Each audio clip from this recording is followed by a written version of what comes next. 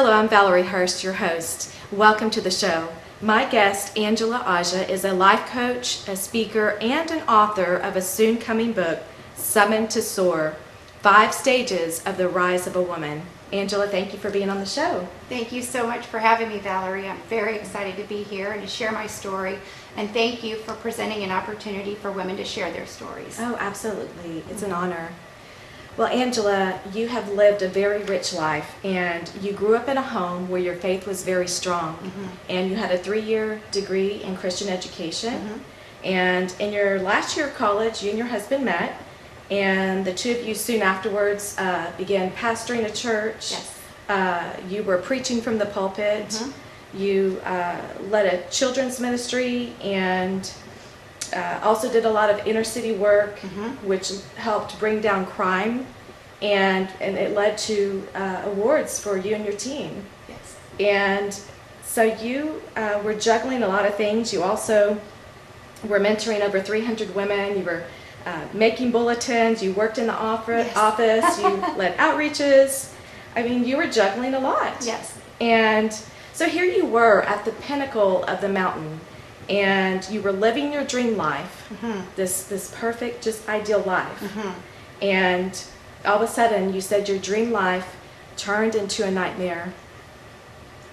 And you were just, helping in full-time ministry. And then all of a sudden, here you were, bankruptcy, foreclosure, just complete, utter financial devastation. And you began to realize that ministry and being a wife became your identity. And so here you were, a single mom, divorced and a single mom at that point in your life. You said your life morphed into something unrecognizable. Can you share what that kind of form took on for you? Sure.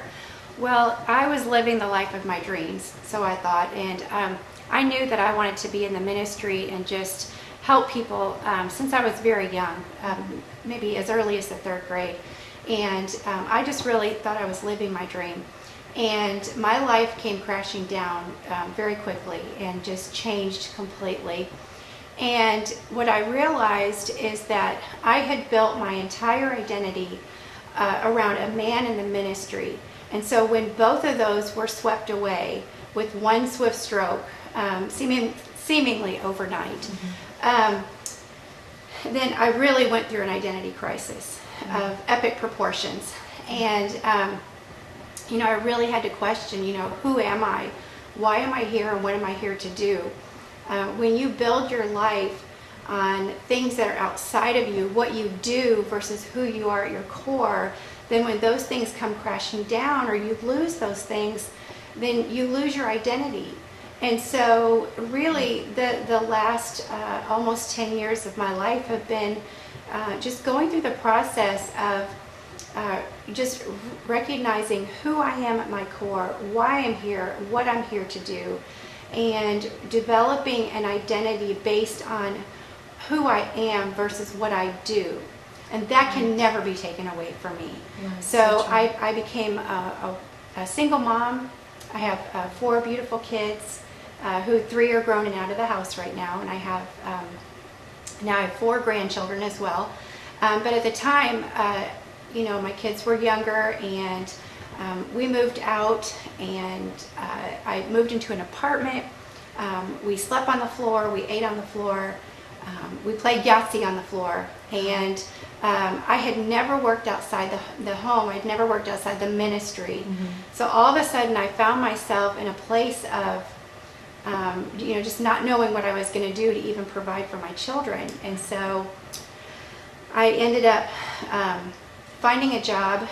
Not too many people were beating down my door looking for a children's minister degree of a pastor's wife that had just been divorced. So I had to get creative. Sure. And I met a man who offered me a job, and I went from preaching in the pulpit to selling windows door to door.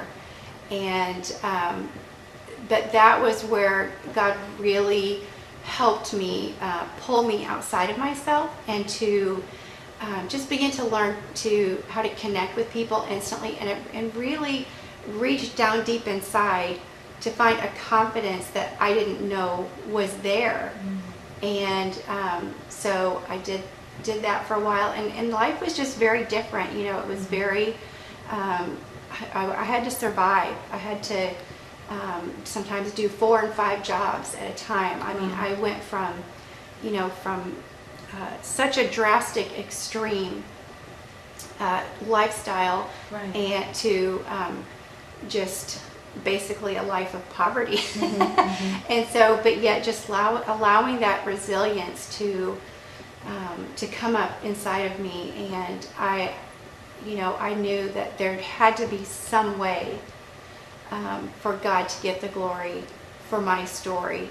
I wasn't about to just lay down and die. Right. I certainly can empathize with you, because I remember being a single mom, and it's not easy. I was working a couple of jobs when I was younger as a single mom. You said, I love what you said about crisis has a way of compelling you into the cocoon. Yes. Let's talk about that. Okay. So I really compare my journey to the life of a caterpillar into a butterfly. And looking back over that season where I thought I was living my dream, I realized I was really just a caterpillar. And a caterpillar has tiny little eyes and short little legs, and they're not going anywhere very fast, and they can't see much further than what's in front of them. But when you have a crisis, it compels you into the cocoon. The DNA of a butterfly is inside of the cocoon. A caterpillar is not trying to become something that it's not. It is literally trying to become what it was ultimately created to be. And so when you go through a crisis, it has an opportunity to draw you into the cocoon, which is a dark, lonely place. And the cocoon and the grave, they can feel very similar, but inside the cocoon there's transformation taking place. And so I yielded to the cocoon eventually. It's so hard to see sometimes. Yes. During those times in your life when it does feel like it's really dark, and Yeah. you don't understand what's going on, and you're just asking these questions. Why me? Why is this Yes. happening? And Yes. So Yes. I completely understand that. Yes. I also love what you said about you began to mine your diamonds in your lumps of coal. So what happened next for you in life? I think you started life coaching, or? Yeah, so I moved here to Houston, and really Houston became my cocoon. I moved out of Austin, and I moved to Houston. I didn't have any friends. I didn't know anyone. My family was all back in Austin and different places around the country. And I just, I came here to Houston, and I sat in my chair. I got a desk job, and I just would go home, cook for Judson, and who is my son, my youngest son, and I would sit in my chair and watch the Food Network. And but all along, God was just working on me, and He was, I was really facing all those fears and insecurities and all just of those things that had held me back for years. And so during that time, I also had experienced working with a life coach. So I had done a lot of counseling over the years with people, helping them, save their marriages, and counseled a lot of women. But when I found the coaching, my life changed very fast. It was very different. It was a very unique tool that I had never experienced. And so I knew that that's what I wanted to do. So I started getting all of my certifications and all of that. And I just, during that time, just was growing and growing and growing until eventually 2 years ago, I did leave my full-time job and start my life coaching practice full-time. Wow, that's incredible. That's incredible. We'll be right back after this break.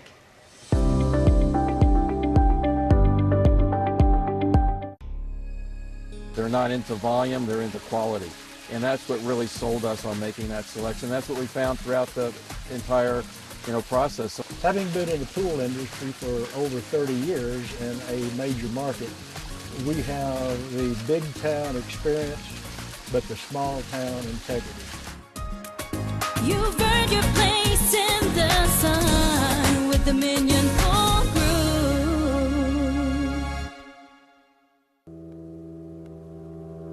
At Aspire Hospital, it's our modern facilities, our state-of-the-art equipment and technology, and most importantly, our people who make the difference.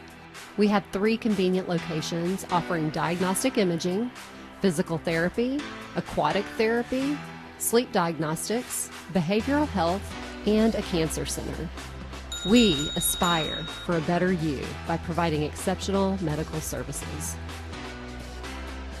Welcome to Infinity Home Renovation and Fine Flooring, and our team with over 100 years experience. We have used the same subcontractor trades for over 30 years. It was just an amazing feeling as we could see how this was going to turn out, and it was exactly what we had hoped it would be. We will finish on time, on budget, and with the highest quality in business. We have our own showroom with a large selection of flooring, cabinets, kitchen, and bathroom fixtures to choose from. Come see us today and see how we're setting a trend for excellence in home renovation and fine flooring. Angela, I love the example you gave about Amelia Earhart and confidence. But what does confidence look like to you? What does it mean to you?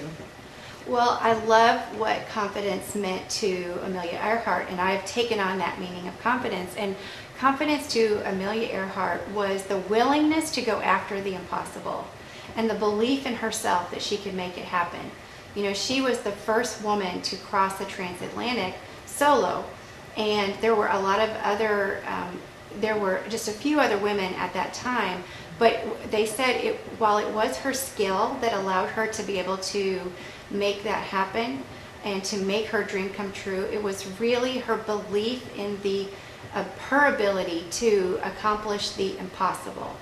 And so whatever you might feel is impossible for you, for my impossible, that is confidence, is just digging deep and believing in myself, in yourself, that we can do the impossible. I believe that God has planted big dreams inside of each and every one of us, but a lot of times it's our self-doubt that causes us to shrink back and to stay hidden and to not use our voice. But when you believe that you can accomplish the impossible, then that is true confidence. Completely. It's that belief in ourselves. Yes. We can just have that belief in ourselves to not just dream about these dreams we have inside of us, but actually taking the actionable steps to make those dreams a reality. Yes. I like to say, if you locate your self-doubt ceiling, then you can raise the roof. Yes. I love that. You have so many great analogies and quotes, and I love that about you. Thank you.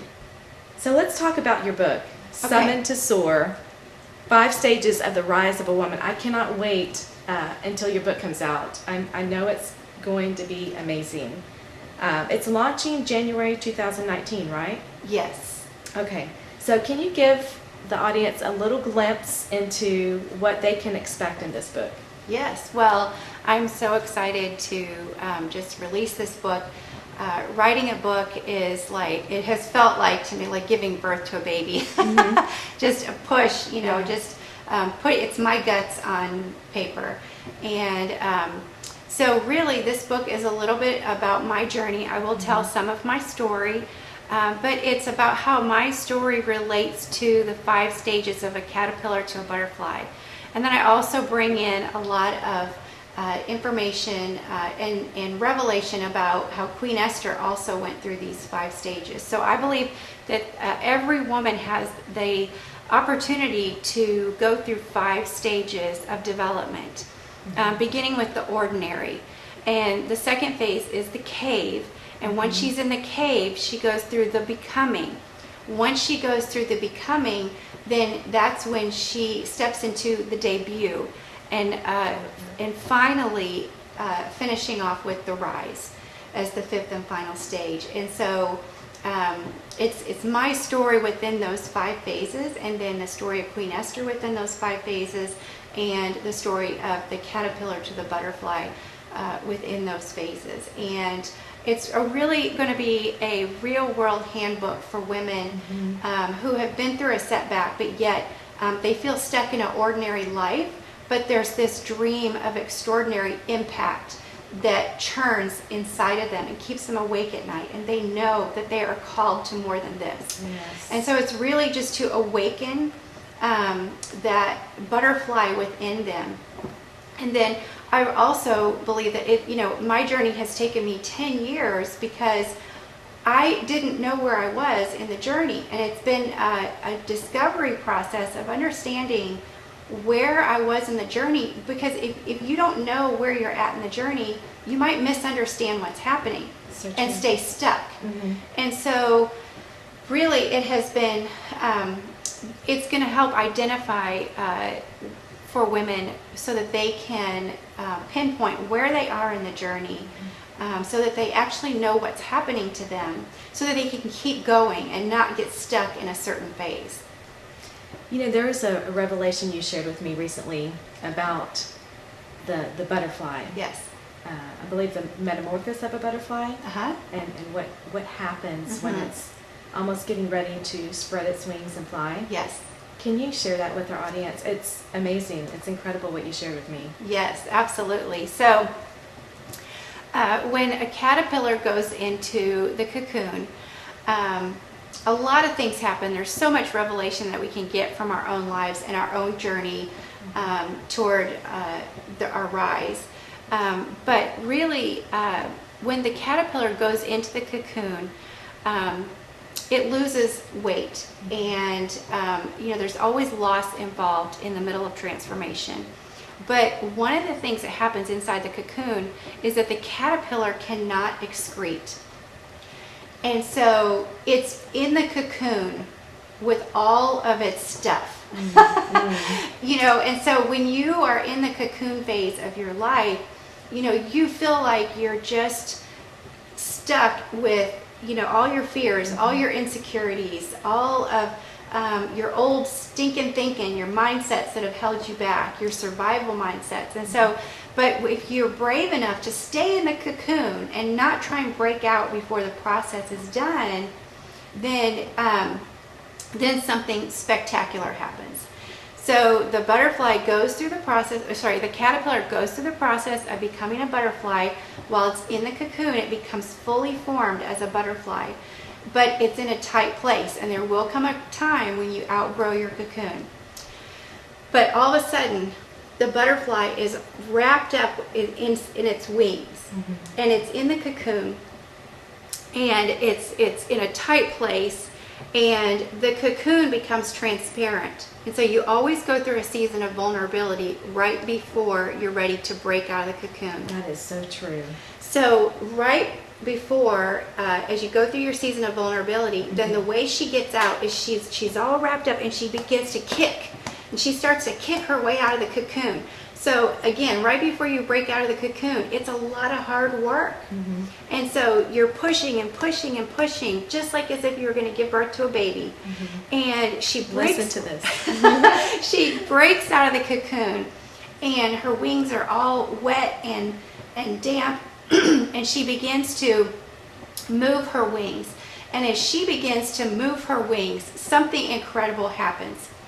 All of the excretion that she was in the cocoon with gets shot up back up into her body and into her wings and hardens. Wow.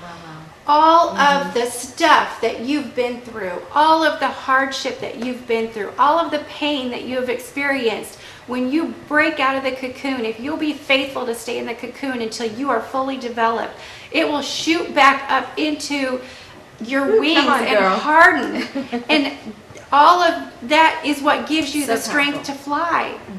So it's incredible. So, you know, what I once thought was, you know, my story, and I used to be ashamed of my story. I used to be fearful to tell my story, but now I realize that my story and all of the terrible things that I went through, Yes. that's what has given me the strength to fly. Come on, girl. Wow. So powerful. So powerful. Well, I hope you really got something out of that, because if you didn't, I want to encourage you to listen to this again on replay. So, I really just want to thank you for being here today, Angela, and sharing your story to, you know, encourage and empower other women to not be afraid to tell your story. Yes, that's right. And I just want to thank you for being with us today, for joining us on the Valarie Hurst Show. And you can stay updated on future shows by going to valariehurst.tv and checking for local listing and times. Again, thank you for watching, and I'll see you next time. Bye-bye.